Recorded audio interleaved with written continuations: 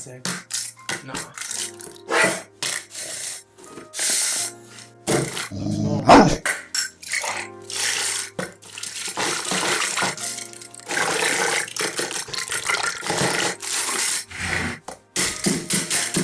When they see the RPG go off, tee, Fortnite funny.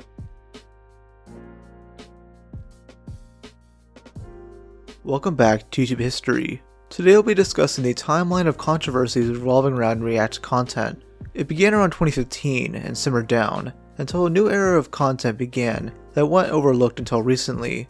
This is the internet wars against reaction content. React content has always been a part of YouTube, even in its infancy. I mean, one of the earliest trends was having groups of people react to 2 Girls 1 Cup. What makes these great at the time is that you'd watch these for the reactions themselves. Since the original video is too graphic to show on YouTube, these would gain millions upon millions of views, especially if the person watching is unique. I mean, you have this sweet old lady watching it, how could a reaction not be great? Oh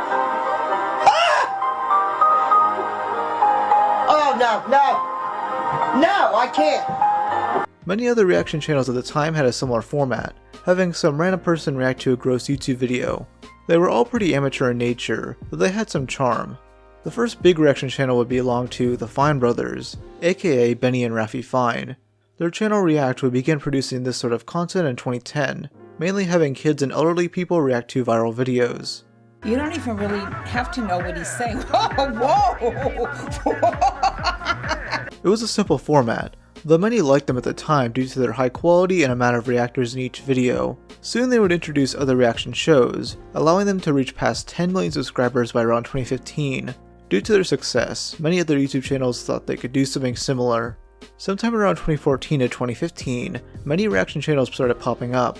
Some like H3 Productions and Chadtronic made pretty great content, usually criticizing videos they found with the use of transformative commentary.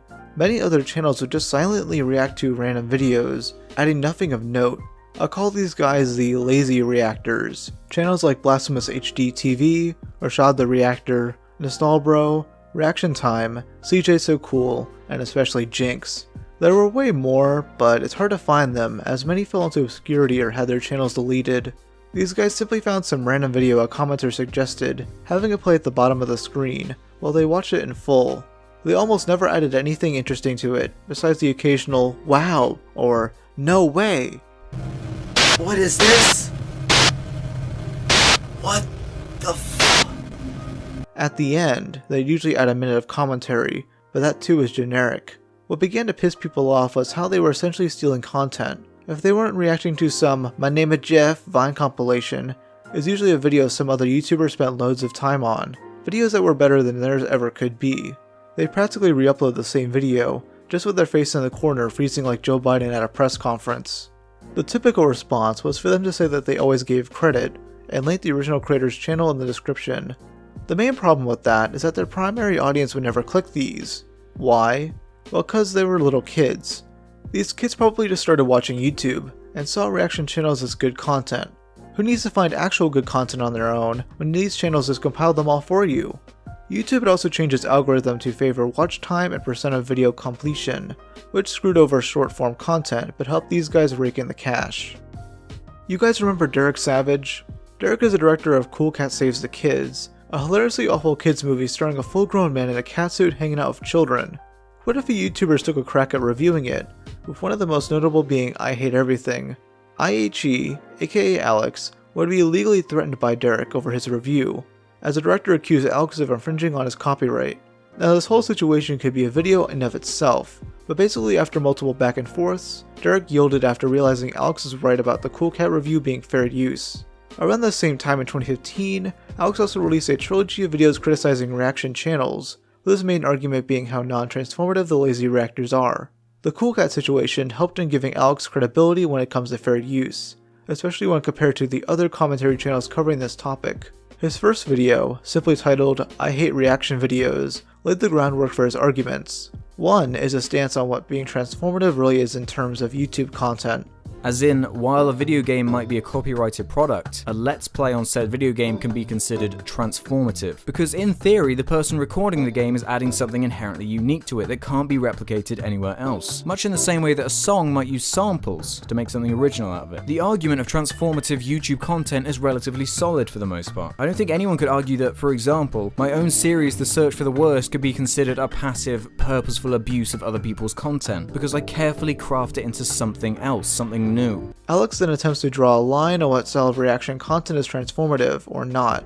He gives credits to the good ones, and rationally explains why the lazy reactors suck. Next time you go to a movie theater, sit in the middle of the room and halfway through the movie, turn around and look behind you to all the passive, engaged people watching their product. That's effectively what a reaction video is. It's you watching someone else watching a video. In December, Alex would release 2 additional videos, one titled Reacting to the Reactors' Reactions, and another titled Reacting to the Reactors' Reactions of the Reactions. Probably some of the best video titles on all of YouTube.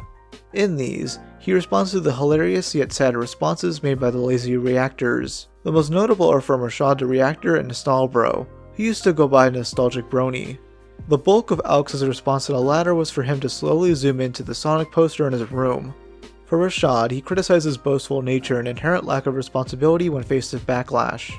You know what I'm saying? I'm done busting your chops, bro. Time for me to make money off your hard work. Alright, let's react! You know, the best type of humor is often that which originates from a place of truth. It's funny because it's true and all that, but saying, time for me to make money off of your hard work, isn't a joke. I mean, it's literally what you're doing. Alex's 3rd video was just made because of the title, though he did mention how Rashad took his first 2 videos down due to realizing the error of his ways.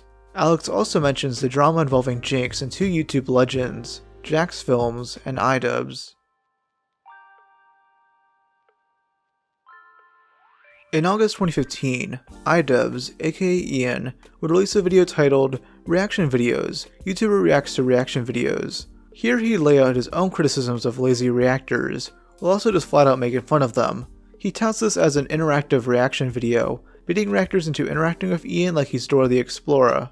To start things off, I want you to look into the camera that you're recording with. I want you to raise your right hand, and I want you to repeat after me.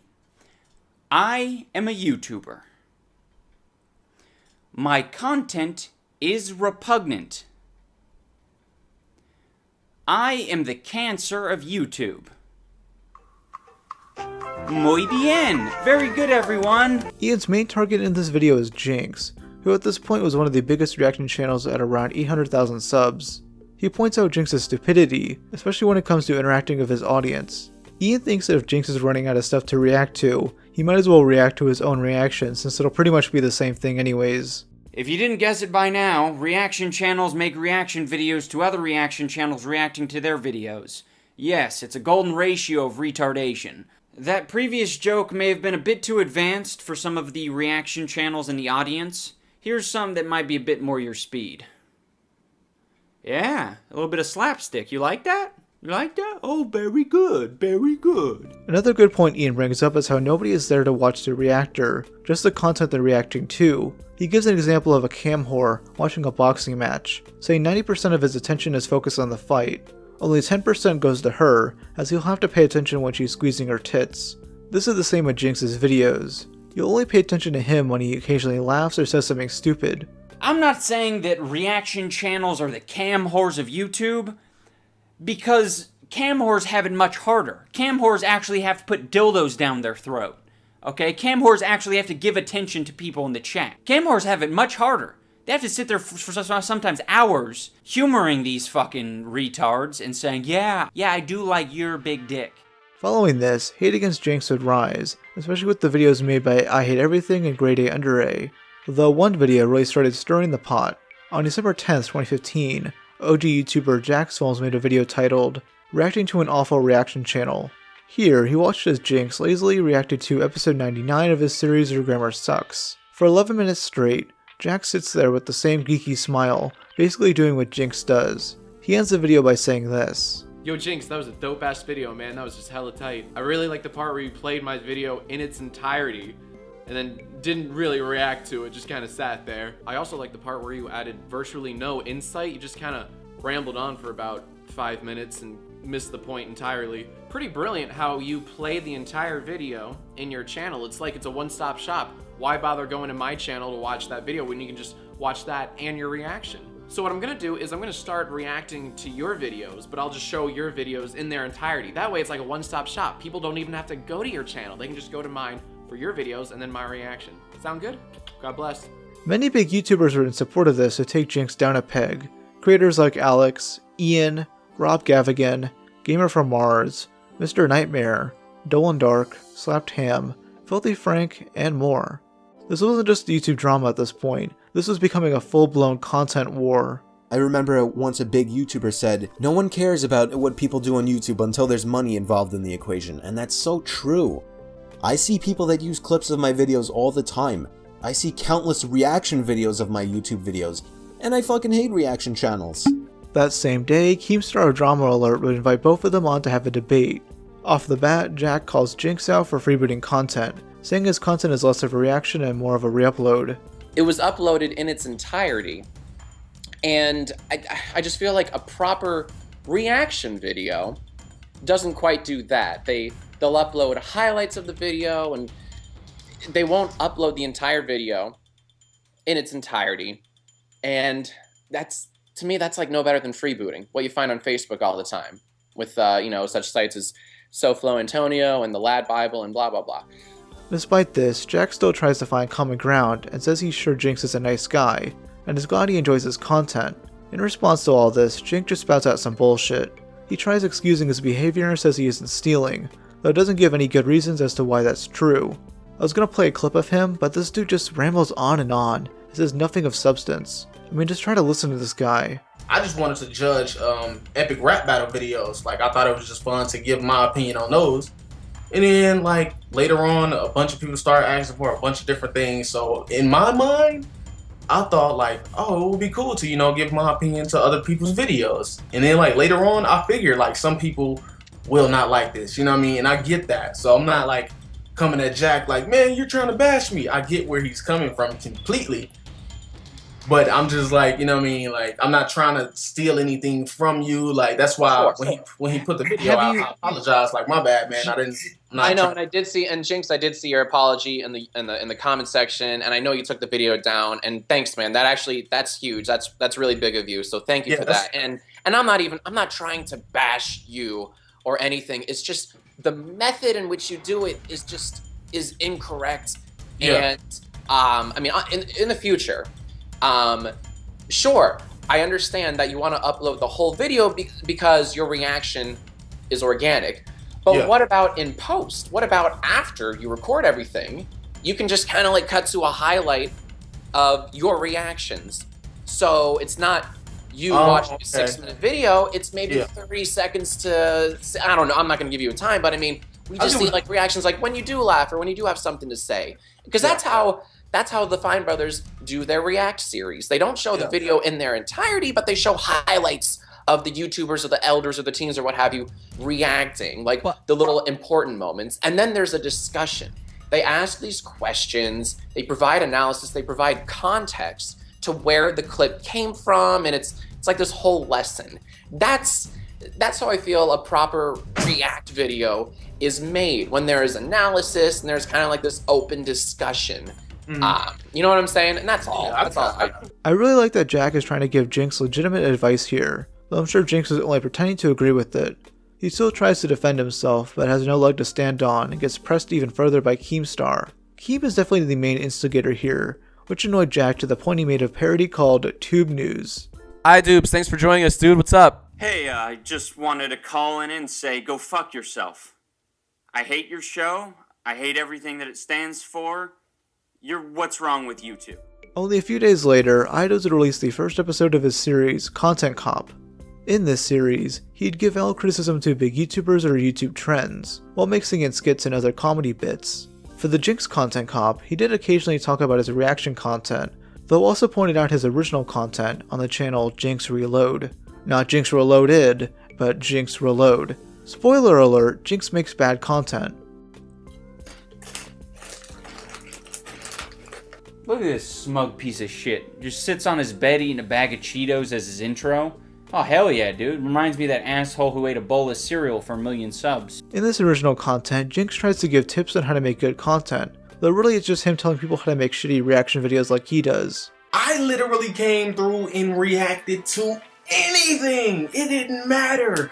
Viral videos, trailers, games. Oh, damn, we finally figure out how he outdid everyone. Is because he stole the content from everywhere. It didn't matter. He stole it from the Vine compilations, Try Not to Laugh Vine compilations, Your Grammar Sucks, Markiplier Cries on Camera. Following this, Jinx would try to stir up beef by criticizing Ian for making cancer jokes. Since when did cancer become a joke? That's what I want to know. When the fuck did cancer become a joke? Because I don't find it funny at all. I don't care if we're on YouTube, I don't care if we're in person, I don't care where we are. Don't joke around with cancer. Okay, is that the level we're on now? Trying to get sympathy from bringing up cancer? Big dude. Ian brought this up in the next Content Cop, which led to Jinx wanting to set up a fight. Ian actually agreed to this, with the date being set for March 4th, 2016. Ian soon posted a video of him training for the fight, with him showing up like he came from chemotherapy. Ian would show up to the meeting place in Philadelphia, with Jinx being a no-show despite constantly shit-talking on Twitter. Yeah, that's what I thought. Yo ass just wants some attention like the bitch you are, and you don't want to fight me. I'm on you, dick, but you sent me the tweet, bitch boy. Fuck out of here. Well, Jinx, I'm here. Where are you, bitch boy? Hell yeah! Hell yeah! Ian posted 2 videos vlogging this trip of his buddy Raj, ending on a funeral for Jinx's career. Jinx wasn't a great man. He wasn't even a good man. I'll never forget the time he said to me, I've been saying I want to fight your ass this month, all month, bitch boy. Don't try to manipulate these kids, boy. Jinx is a poet, a rapper, an entrepreneur, a businessman, and above all, a reactor. You'll be missed, Jinx.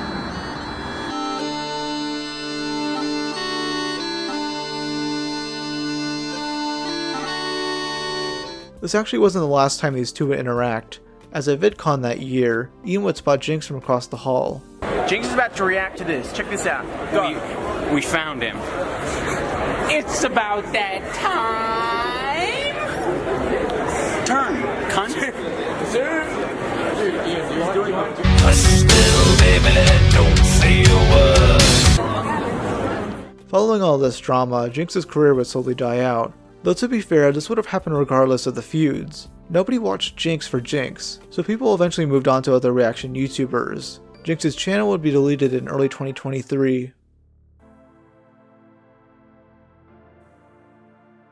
On January 26, 2016, the Fine Brothers would post a special announcement for a new venture they were starting, called React World. They tout this as the next step in online entertainment, before bragging about their previous accomplishments. Ever since React first debuted over 5 years ago, we saw the impact of the series. The franchise has grown beyond our wildest imagination, and it's been humbling to see the impact it's had on the world. We strive with React to be making episodes that will not just be interesting and entertaining now, but live on forever as a time capsule even 100 years from now that people can look back at what various generations were saying about culture and the issues of our time. Whoa, slow your roll there, guys. You make fucking reaction videos, not high art. I mean, one of your examples was an old lady reacting to Nyan Cat, a dead meme from 15 years ago.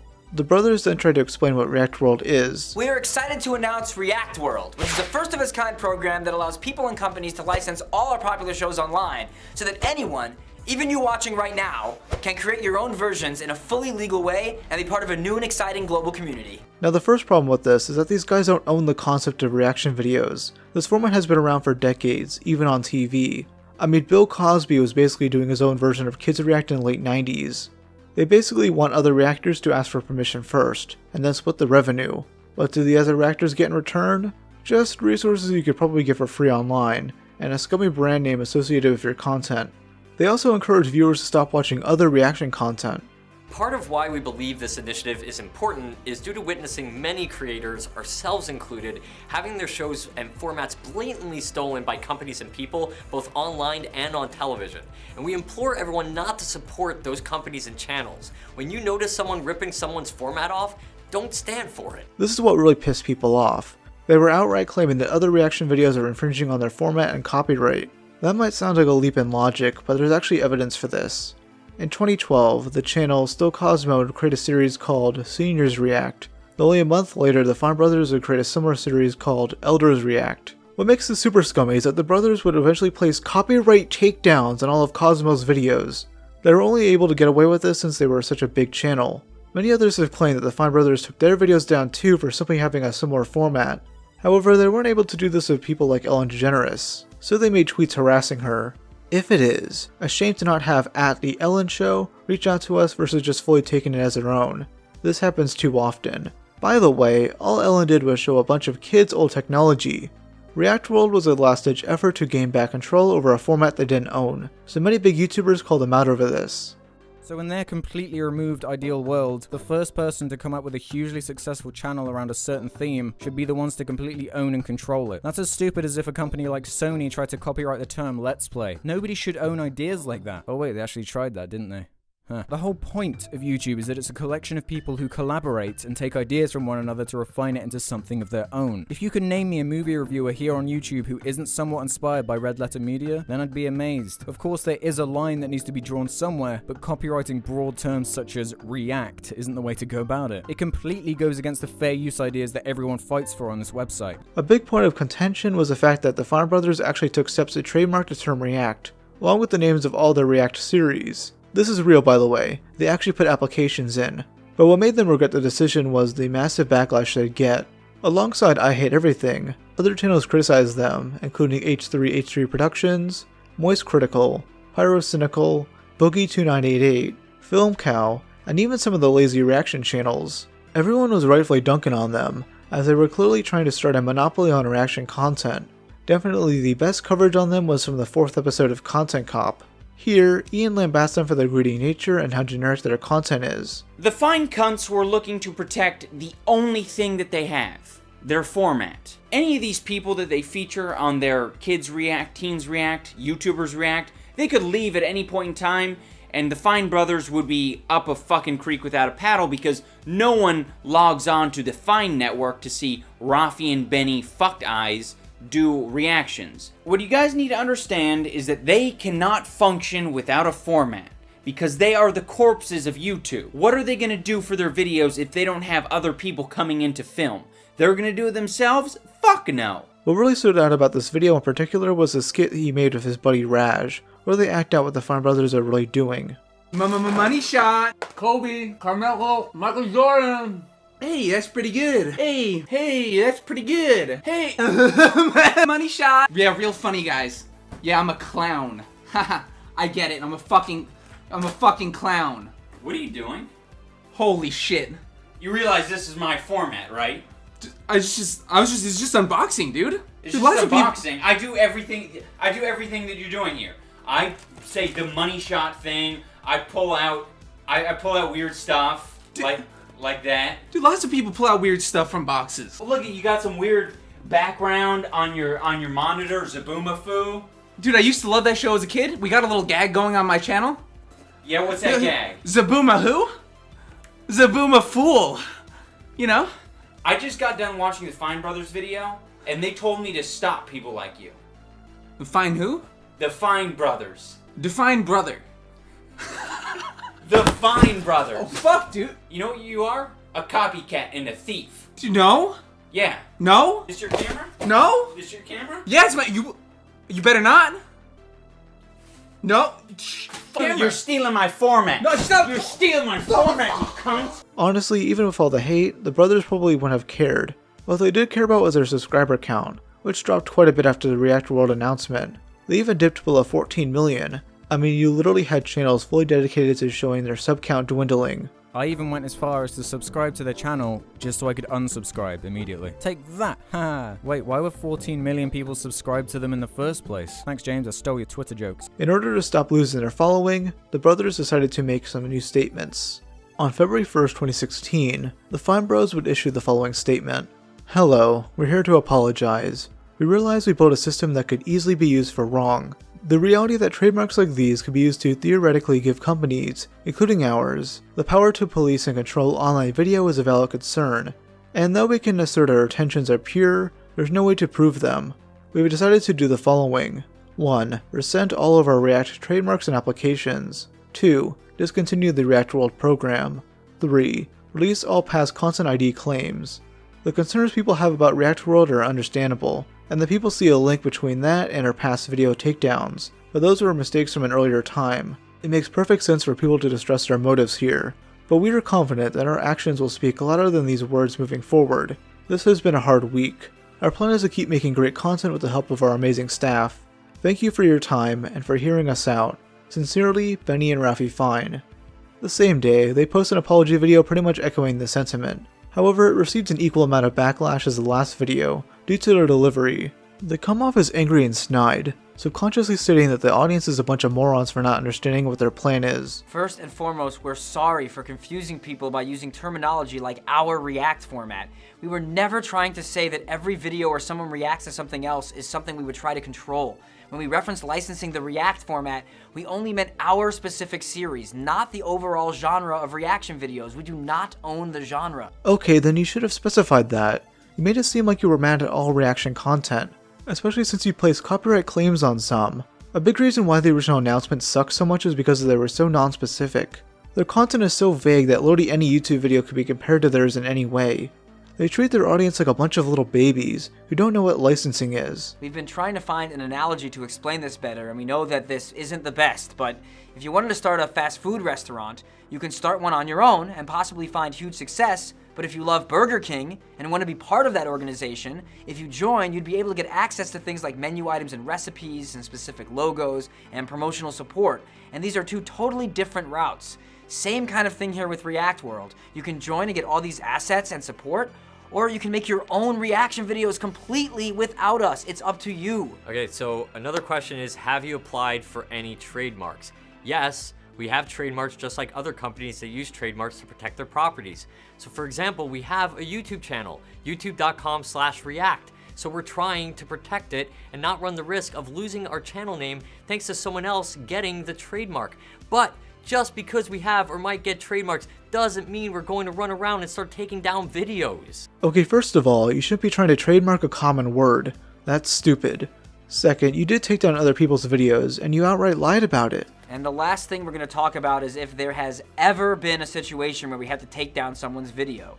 Yes, and look, when you create series and products, sometimes there is specific situations where your content is being infringed. Like if someone freeboots a video on Facebook, or in very rare cases, if someone produces a beat-by-beat version of your exact series, which has happened to us. Okay, but you ripped someone's specific format off and copyright claimed them to the Shadow Realm. You two are massive hypocrites. I'm sure there are people re-uploading your videos, but most of the stuff you took down were reactors who made content before you. You don't own the genre, you just happen to be the biggest in it at the time. This video is definitely one of the worst apologies of all time, as it comes off as so passive-aggressive and cunty. It's like their heads are going to burst out like a volcano at any second. They'd soon delete both videos, trying to make it seem like none of this ever happened. What I find so odd about this drama is that many big YouTubers forgave them. Now, not all of them would, like Ethan Klein of H3H3, but Idubbbz felt remorse for making that Content Cop episode. He met up with the bros at VidCon that year, apologizing to them. He still kept that video up, though eventually took it down in 2023 alongside the rest of the series. Benny and Rafi were able to regain their subscriber loss, soon reaching 20 million, but React World wasn't the last controversy they get themselves in. In mid-2020, the React channel would post a video in support of Black Lives Matter. They shared the voices of many black creators on their team to show appreciation for the movement. This in itself isn't a problem, but it opened a can of worms so massive that it ruined the reputation of both brothers. Many began poking holes in our allyship, finding a video where Benny pulls a Shane Dawson. This led to many black creators within their company to speak out on their long history of racism. It's also about the fact that so many former staff members and cast members have bravely spoken out and reached out to me privately about how they were mistreated during their time at the company as people of color and/or women, and other people who have witnessed their mistreatment. Alongside Kennedy, Brooklyn Fenton exposed the Fine Brothers' tactic of obscuring black people's faces in thumbnails. Benny and Rafi Fine would soon post a statement, which didn't stop many employees from leaving the company. Other controversies would emerge, like when people rediscovered the Millie character they made with Shane Dawson, who was an over-sexualized child character. What's S&M mean? What does it stand for? I don't think they actually ever say those words in the show. But they wear all this leather! They would also be exposed by two former members of Kids React, who spoke out against various censorship tactics. Not true, check the numbers, yo. Kids react, teens react, fell off, fuck the fine bros. Did you have to sign an NDA when you were fired? Like, are you not allowed to reveal secrets anymore? Did we have to sign an NDA? Were you on Teens React too? Wait, can you come?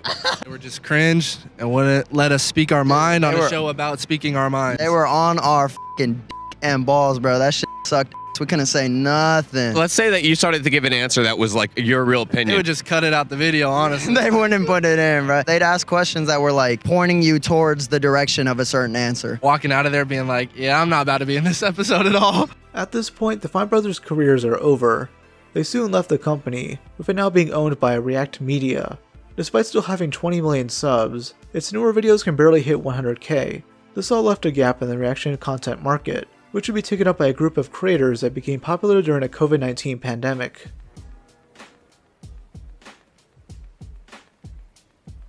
Twitch has been popular for over a decade. They reached a record number of viewership and popularity during 2020 and 2021.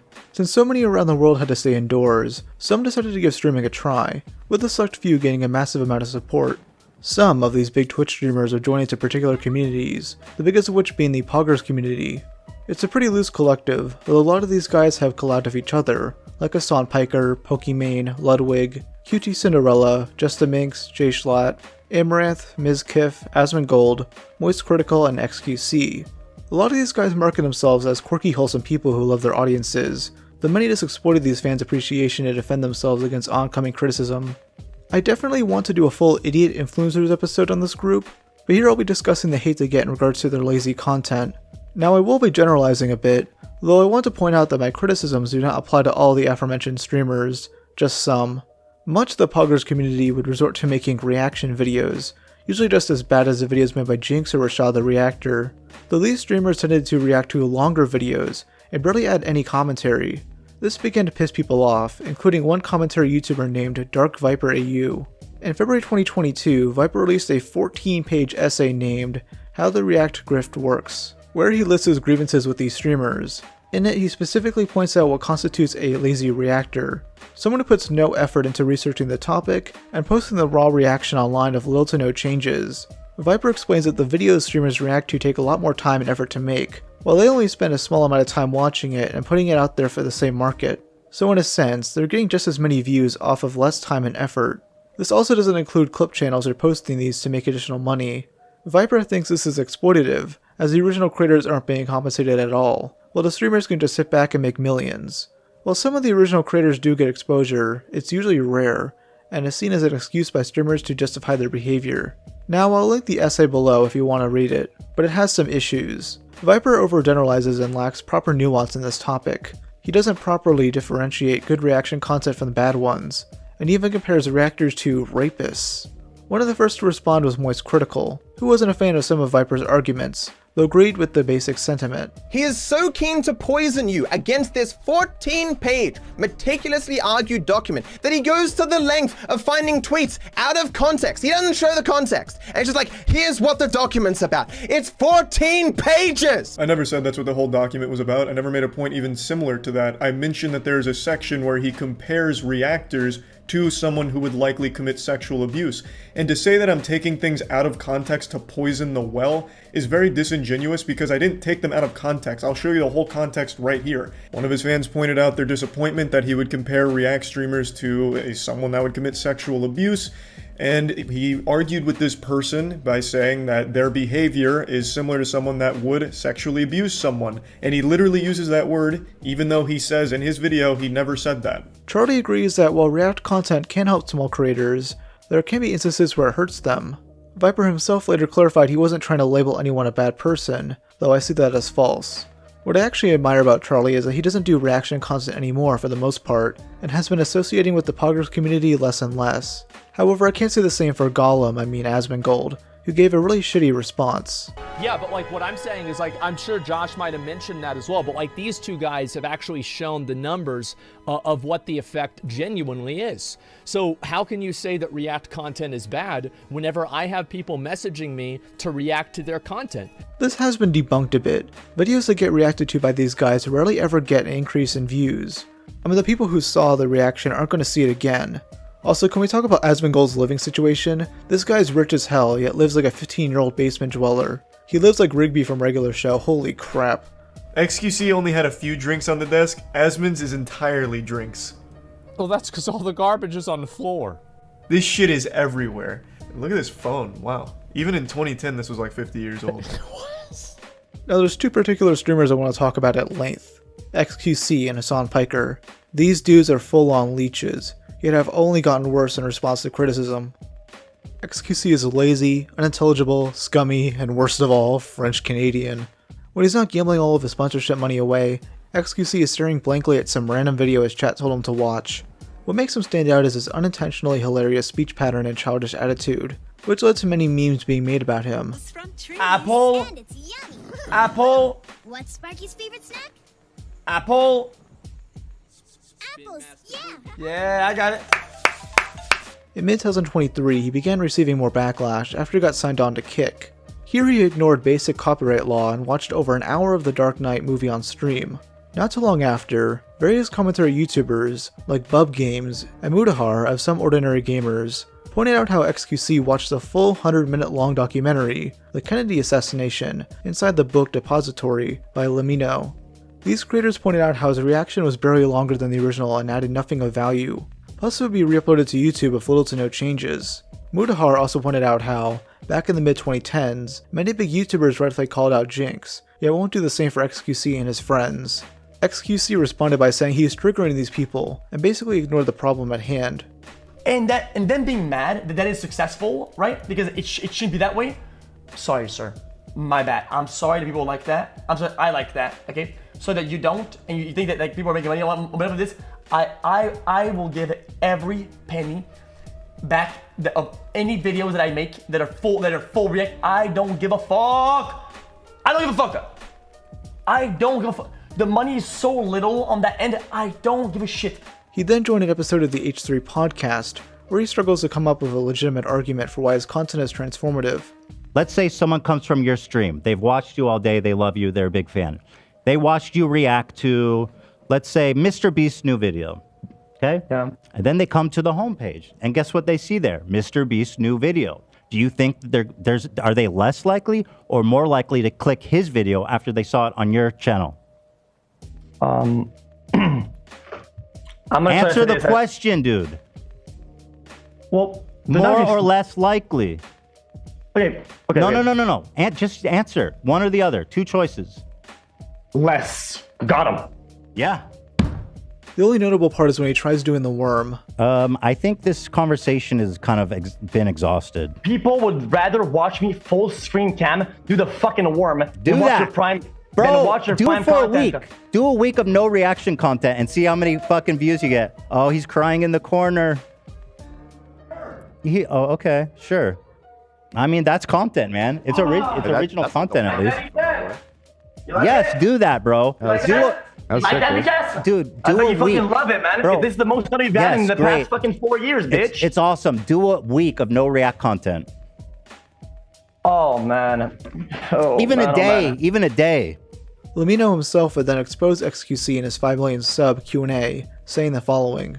I don't mind people reacting to my videos, but I do mind when they play the entirety of my video. A face cam in the corner or the occasional interruption does nothing to address that issue. My video is still being played from beginning to end in someone else's stream or video. It's neither ethical nor necessary to feature the entirety of someone else's work, just to provide commentary on that work. If movie review channels can function without playing the entire movie, then so too can reaction channels. XQC, as stubborn as usual, disagrees and rambles on about nothing for a straight minute. When you want things to be used like that, okay, you lose out on the nature of the information. And what that does, you're opening the door to people just not giving full context and analyzing and republishing things in a way that actually doesn't go with the video's vision. Such as, what if somebody says, I go, whoa, Pog, this is insane. And they put my face in his reaction on a weird Gamba website ad, right? Well, the nature of what's going on is that I'm excited for something that isn't that.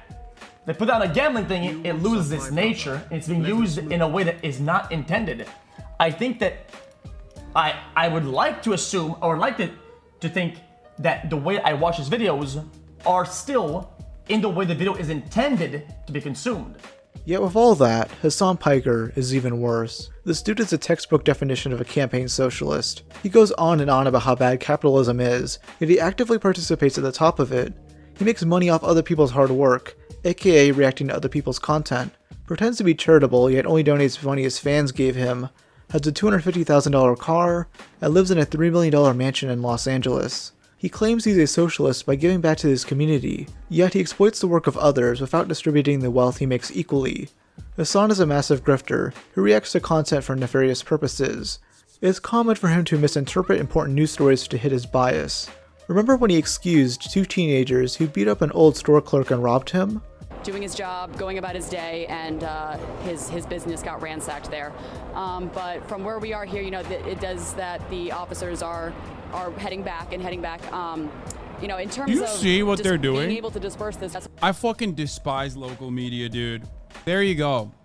There is no better representation of how dog water local media is, and how much they exacerbate like narratives that you see on Fox News. What role they play in the boomer reactionary pipeline. Local media talking about $3 worth of fucking Doritos. YouTuber WillyMacShow would expose similar incidents, though also pointed out his lazy style of reaction content. Not only does he not pay attention to these videos, but he'll unpause it when he goes to take a shit. He just leaves it playing for no reason at all. I have to pee. I'll be back. Hold on, I gotta pee. I'm sorry. I gotta pee. So in a way, it's actually more typical for him to unpause the video when he leaves. Very odd. I have to pee real bad. Because they knew that if they were really gonna sell this war, broadcast. Hold on, I gotta pee real quick. I have never seen Hasan not once pause the video when he goes to the bathroom. One time he almost thought about it, but he couldn't quite bring himself to do it. I gotta pee again. Time, you know, went from actually not supporting Trump to wanting Trump's endorsement really bad and getting able to win. And over this whole time, you. In response to Willy pointing this out, Hasan would still unpause the video, yet leaves a small pre-recorded video of him in the corner doing nothing. Enters amid an escalating spat with Pakistan. Overnight, Pakistan launched retaliatory strikes on targets in southeastern Iran, just across their shared border. He knows what he's doing, yet doesn't care. I mean, it's not the most immoral thing he's done. He interviewed a terrorist on stream once and gleefully compared him to Luffy from One Piece. Okay, this is a stupid question. Okay, you can preface it with that. Does he know what One Piece is? One Piece, like, is that an organization? No, One Piece is an anime. Oh, okay. أول شيء بقول لك إنه ممكن هذا السؤال يكون شوي أهبل بس بسألك تعرف شو هو One Piece؟ عمرك سمعت ب One Piece؟ أكيد يعني منذ الطفولة وأنا أشاهد ون بيس لوفي. Luffy? Yeah, he said he's been watching it since he was a kid. No way! Yeah. That's sick. Yes, that's fire. That's so fire. Oh my god, dude. We think the Houthis Ansar Allah is doing what Luffy would do. You should tell him that. Hasan also thinks the concept of intellectual property shouldn't exist, meaning he thinks it's right for anybody to re-upload anything they want without actually owning it. Of course he thinks that, as the stuff he makes takes no actual effort. I mean, most of his stream clips barely get any views. It's the ones where he watches other people's content that does. I think that as far as like rigorous control over IP, I personally don't have it. I don't believe in it. I don't think it's a good thing. What do you mean you don't believe in it? I don't understand what that means.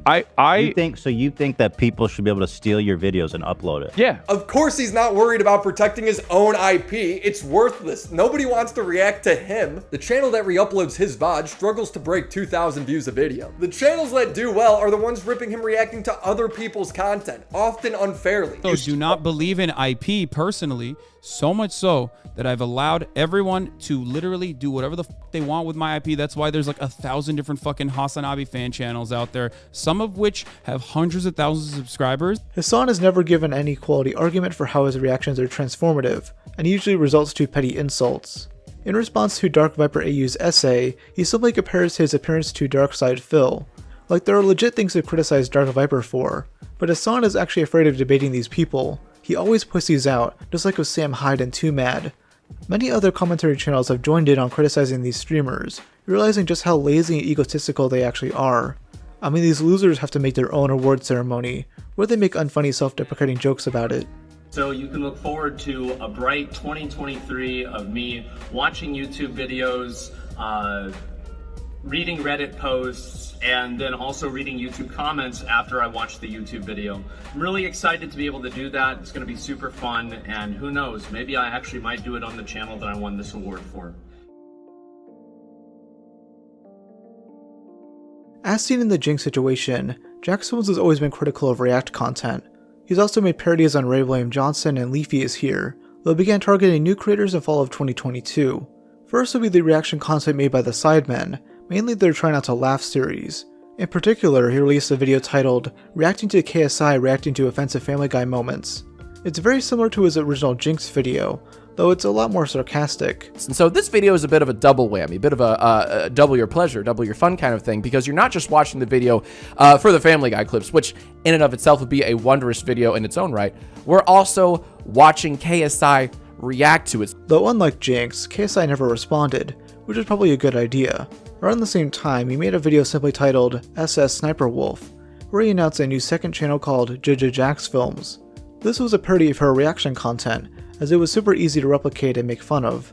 Now, who is Sssniperwolf? Well, she is a gaming YouTuber who began a series where she reacts to TikToks. These videos are the complete opposite of transformative, as she'll watch them in full and then give a generic take. Go. Emma! I was waiting for that backflip, but she got flipped back. Jack decided to mock her after learning about her new mansion. A mansion she paid for by stealing other people's content. On this Jacksfilms channel, he'd react to her videos while mocking her over-the-top manner of speaking. He'd then go on tangents about the TikToks she's reacting to, making his video actually transformative. The lack of pants. Yes, this person is, dare I say it, Winnie the Poohing it, or Porky Pigging it, but it's staying faithful to the character. Now, I would like to see some more legs. I believe Squidward has 4 legs, right? Gamers, so 4 legs would really take this from an A tier costume to an S tier costume. He would soon branch out to make parodies of himself, like reacting to his own silver play button unboxing. By March of 2023, he had grown tired of this channel and decided to move on from it, although by now, Sssniperwolf had finally noticed. On June 22nd, 2023, Jack could bring attention to a tweet made by YouTube. It reads, "Where does Sssniperwolf get her video ideas? From fans. Here's what she had to say as a VidCon 2023 keynote speaker. It's really important for me to engage in my audience. I get a lot more content ideas from them in the comments. It's important to grow and adapt as a creator." Jack would then tweet, "Right? Like sometimes she reacts to TikToks, but then other times she reacts to Darman videos. Where does she get her ideas?" This would begin a back and forth between the two, with Leah making a Fine Brothers level argument that she invented reaction content. Luckily, her awful tweets have been archived, as Jack would make a video titled Sssniperwolf, but every 10 seconds I read a tweet she sent me tonight. The only thing that is funny about you is your hairline. If your content was entertaining, it would reflect in your views. Bro is stuck in 2013 and wonders why people don't think he's funny anymore. Also, I hate bringing gender into this, but no one ever attacks the male React channels? Let me just check something real quick. Okay, that's a dude. Okay, cool. His thumbnail's bad though. There isn't a single video I would want to click on. I wonder if he's picking them out or his editor is. Wah! I can't stand that a female YouTuber is getting more views than me, even though I make the same content. Grr. Life is hard. For context, Jacksfilms made another channel where he copied my content for a few months, thinking it would blow up and get millions of views. It didn't. Now he is mad. Satire is supposed to be funny. It's a way to undermine what I do. Bro just wanted an excuse to copy me, thinking it would be easy money for him. He gave up because the videos ended up the videos ending up getting around 30k views. Guess it's harder than it looks. Huh.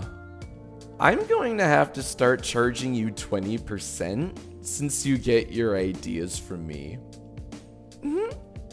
90% of what I upload are my ideas. People copy me, and then people like you get confused. This one wasn't about me at all. I just thought it was a very funny tweet. Like one of the best ones I've seen today. Yep, those were all typed up by a woman with over 30 million subscribers on YouTube. This drama wouldn't get brought up again until a month later, when Jack released a comprehensive video going over his gripes with Leah's content. The main one is that she never credits the original creators, and will even hide their usernames on screen. Even Jinx didn't do that shit. To use a recent example from just 3 days ago, she features 19 videos, 13 of which don't have any identifiable usernames.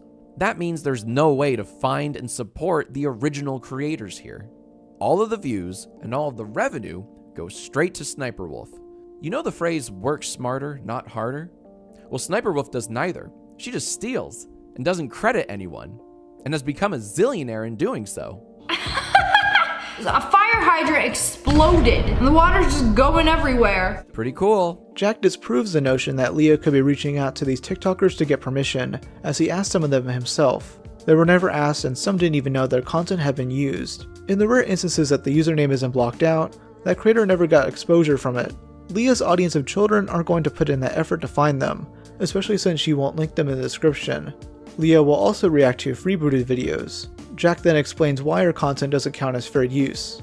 Her commentary isn't so much transformative as it is just summarizing what we're watching. Someone caught is that a cow? Oh no, one of them rolled down the hill. It's not even content, it's non-tent. Sssniperwolf is the damn that's crazy of reactors. Jack is specifically going after Leah since YouTube promotes her so heavily, that tweet from them being a prime example. They ignore the fact that her content's awful, and only promote her since she makes so much money for them. Now, Jack doesn't want her channel to be banned or anything. He wants her to take in this constructive criticism and make the change for the better. This probably won't happen, so he made this special announcement in regards to his Jacksfilms channel. Instead of playing a character, what if I just graded each one of her reactions with legitimate criticism? And what if I credited the creators whenever possible, both in the video and in the description? And what if, occasionally, I enlisted the help of my good friend JackGPT? Jarvis, please write a haiku on why freebooting is bad. Pirates of the web. Snatching memes with no cred. Original sad. Why, you could call that transformative. Heck, I'd argue it even falls under fair use. Wouldn't you agree, Sssniperwolf? I'm not really asking. Jack would release a few of these videos, though quickly changed to a much better format. Sniperwolf Bingo. This is a game someone made in his Twitch chat, where they tally all the typical Sniperwolf stereotypes, like not giving credit, using Mr. Beast text, saying, "Ah hell nah," and more. He'd also credit the creators, and his viewers are able to find those who are purposely hidden by Leah. These are really fun to see, as he can not only deconstruct her awful videos, but also make it fun and engaging. Though during these streams, some pretty massive mistakes were noticed. On August 16th, 2023, Jack released the video, "Sniperwolf is getting worse, here's proof."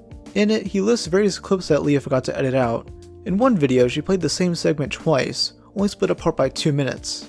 YouTuber The Act Man called this out, saying this might be an attempt for the video to reach the 8-minute mark for mid-roll ads. Leah would also play TikToks in their entirety without her face even appearing on stream, making it her clearest case of freebooting. There's also multiple examples of her reacting to clips she's reacted to a bunch of other times. The most egregious was when she stole a joke directly from a video. What? She cut out the end and tried to use a line as her own. The guy in the video said, "Wait, what? The guy in the video said she hit me with a Hadouken?" No, she didn't. We have to screen the TikTok. This bitch hit my shit with Thor's hammer. This bitch hit my shit with a Hadouken. Oh, hell nah. This bitch hit my shit with Thor's hammer. She hit it with a Hadouken. I caught you red-handed. Sure, that's one instance, but with the sheer amount of videos on her channel, who knows how many other times she's done something like this. Over a month later, on September 29th, Jack posted a video titled, "The War on Stolen Content." where he not only updates people on the Sssniperwolf drama, but goes after other freebooters. One of those is famous musician Jason Derulo, who re-uploads other people's content with his face and music plastered over it. As I was editing this video, I noticed something strange. And at first I thought, no, there's no way. So I took some of his videos and played them side by side, and confirmed that yes, Jason Derulo 100% reuses his own footage across multiple videos. How do you make reacting, which is easily the laziest subgenre of YouTube, even lazier? Jack then interviews fellow YouTubers who've had their content blatantly stolen. One of those creators is TikToker Mikey Skates, who had one of his videos reacted to in one of Leah's videos. Jack encouraged him to place a copyright claim on her video, which sort of worked. However, instead of the full video being taken down, she simply edited it out. Mikey Skates was at 5 minutes 24 seconds on her video. Let's see if it's obvious that we can tell that they took out Mikey Skates' video. Cause I don't want to. Yo! It's so obvious! Let's go! Other creators then began placing copyright claims on her videos, which worked. This even resulted in a full video of hers being taken down due to the severe amount of claims. This is no longer some theoretical movement. This is happening now. Content thieves like Sssniperwolf will have to rethink their entire strategy if the original creators keep calling them out and keep claiming their original content. Sssniperwolf didn't like this one bit, and soon took extreme measures to get Jack to stop talking about her. On October 10th, while Jack was streaming live on Twitch, Leah posted the following story to her Instagram account of over 5 million followers. "Should I go to visit Jacksfilms? He lives 5 minutes away from my shoot." She would then post this not too long after, showing a video of the front of his house, with the caption, "Let's talk like adults." Alright, right in front of your house. Come out and talk to me. He has food outside, so he should be out any minute now to pick it up. It's ice cream as well. It's ice cream. I just want to talk. I'm gonna tweet that and say, hey, please don't, that's creepy. Hold on, hold on, stop. Hold on. Go look at the general. Oh shit. Yeah, hold on. Pause. Yeah, pause. This is like... Yeah, hold on. This is tea. Is she like trying to dox you right now? I don't know, but that's that, really like, scary. yeah, that's not that's good. really sketchy.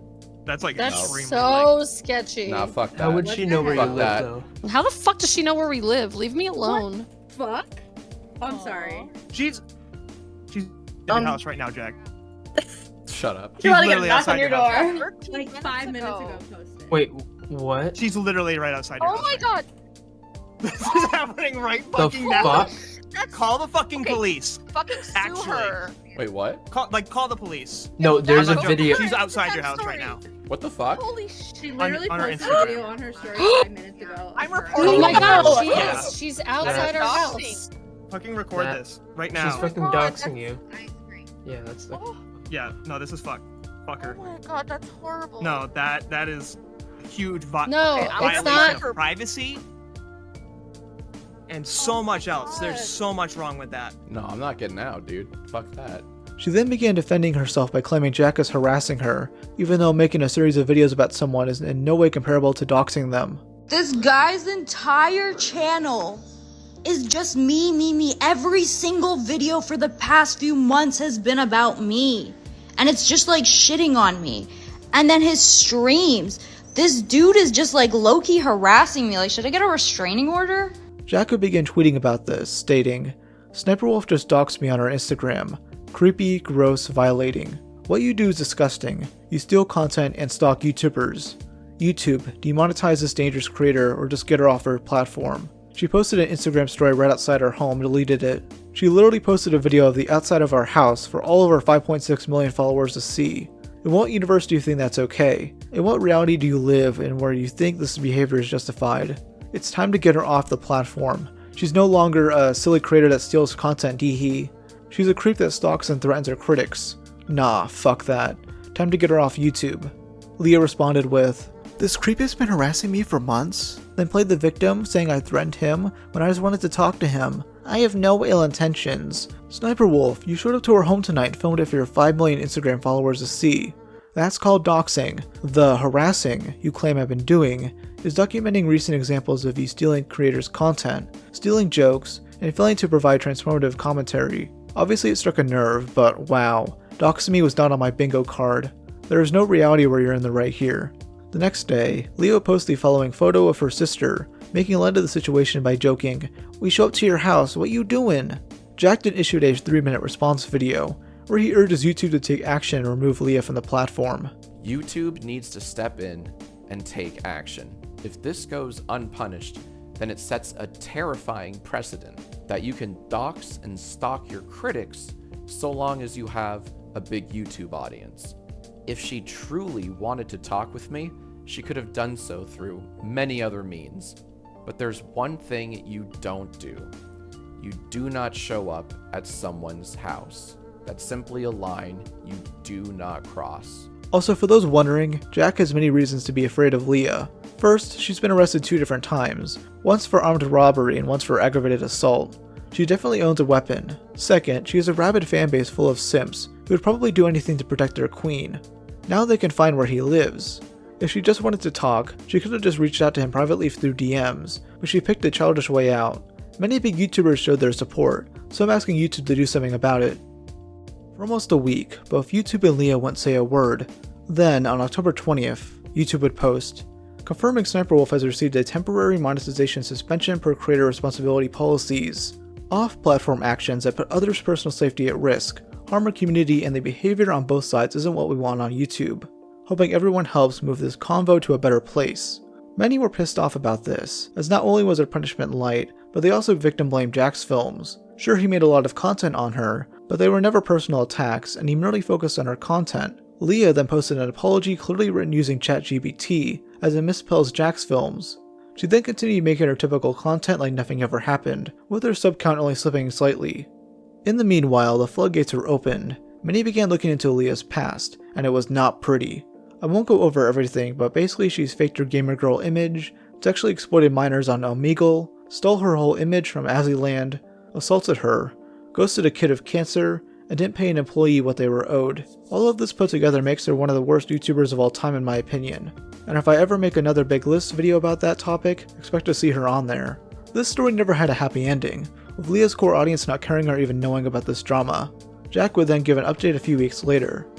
These last few weeks have been pretty rough, to say the least. Aaron and I are okay, but we're just in this weird limbo of scared to leave our home and strongly considering moving. So it hasn't been great, but we both want to thank you all for your incredible support during this time. We've read your messages, and I can't begin to tell you just how much we truly appreciate them.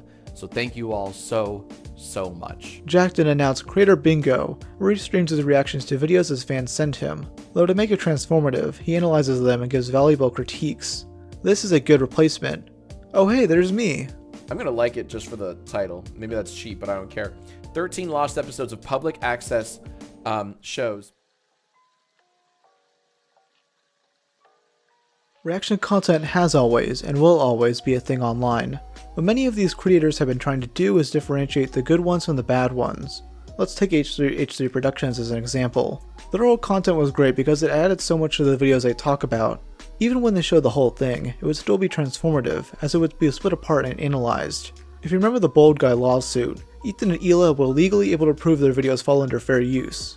If Jinx or Sssniperwolf, on the other hand, got sued, they wouldn't be able to prove that. I find their content so similar in a lot of ways, though Leah wouldn't have gotten a target on her back if it wasn't for Jacksfilms. He's definitely the most consistent when it comes to this stance on reaction content, however I can't say the same for many others. Mudahar was right for calling out how people were less harsh on modern reactors when compared to Jinx, as they're doing what he did but worse. It's because these people have a much bigger influence to leech off of, so ignoring their massive faults is easy for them. The biggest example of that is Idubbbz.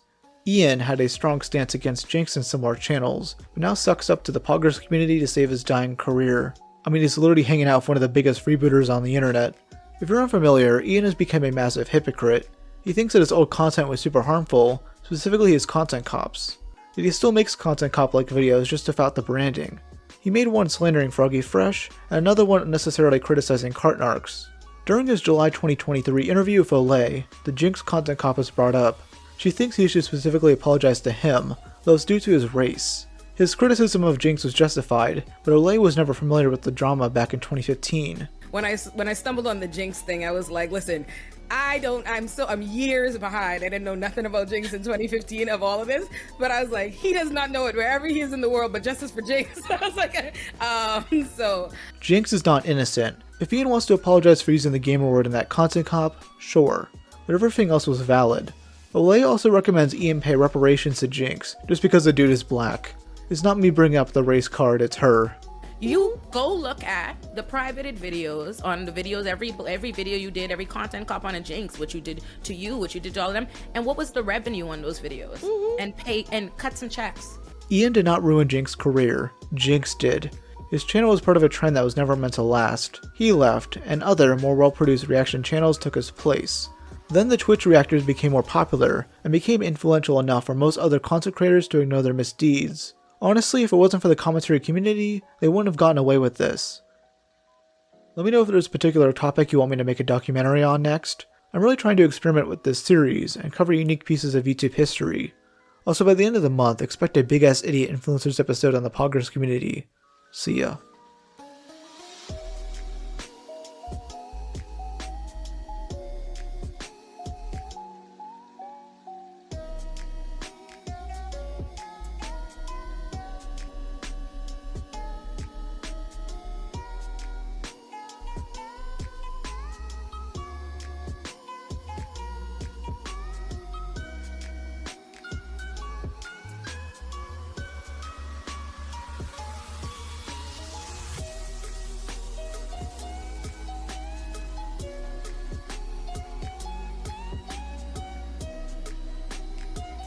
Ooh, feisty little thing.